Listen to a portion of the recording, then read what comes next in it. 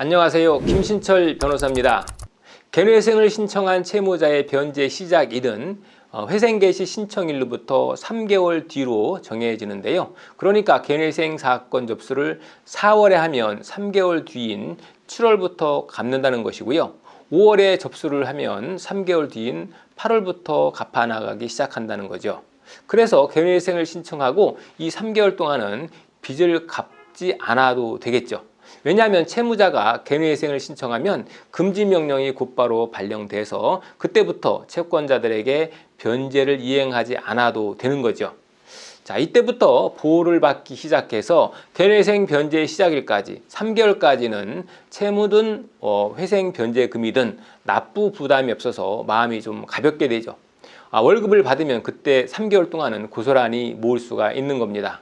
자, 그런데 문제가 있는데요. 요즘 전국의 법원들이 대체로 개뇌생 절차를 지연시키고 있죠.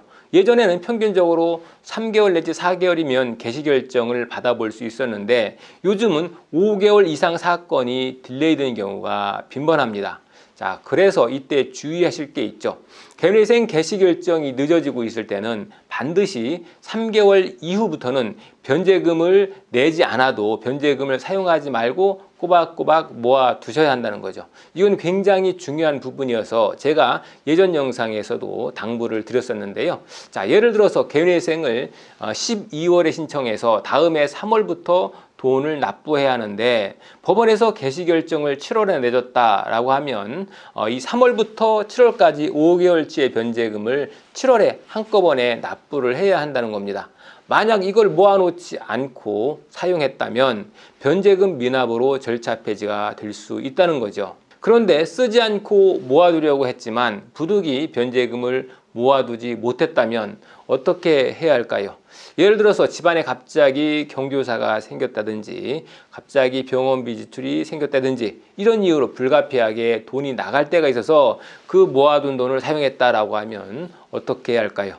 자, 이럴 때는 변제 시작 일자를 더 뒤로 늦추는 방법을 시도해 보실 수 있습니다. 예를 들어서 채무자가 개뇌생을 신청해서 3개월 뒤인 8월 달부터 변제를 시작해야 하는데 채무자에게 사정이 생겨서 돈을 모아두지 못했다면 이 8월이 아니라 11월이나 12월부터 변제를 시작하는 것으로 변제 기간을 딜레이 시키는 거죠. 변제 기간을 변경할 땐 법원에 채무자가 변제금을 미리 모아두지 못하게 된 사유와 그 사유를 뒷받침할 만한 소명 자료가 있으면 좋겠죠.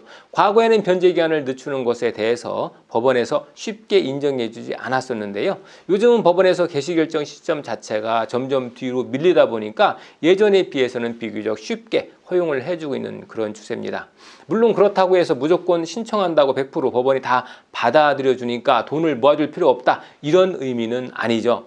과거에는 변제 기간을 뒤로 늦추는 사건이 굉장히 이례적인 것으로 취급이 되었지만 근래에는 법원에서 채무자에게 정당한 사정이 있었다고 보여지면 크게 문제 삼지 않고 허용을 해주는 분위기다 라는 정도로 생각하시면 되겠습니다. 만약 채무자가 가소비를 하느라 돈을 모아두지 못했다거나 또 별다른 이유 없이 변제 기간을 뒤로 늦추고 싶어서 수정안을 냈다고 하면 법원에서는 해당 신청을 받아들이지 않을 수 있겠죠. 그러니까 특별한 사정이 있는 예외적인 경우 외에는 당연히 기본적으로 변제금을 모아 두셔야 합니다.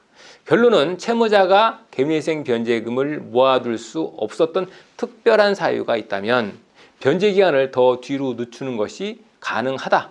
그리고 그 허들도 예전에 비해서 많이 낮아졌기 때문에 변제금을 한꺼번에 납부하지 못해서 폐지될 것 같으면 일단 변제 시점을 뒤로 늦추는 것으로 변제 계획안을 수정해서 제출해 볼 필요가 있다라는 겁니다.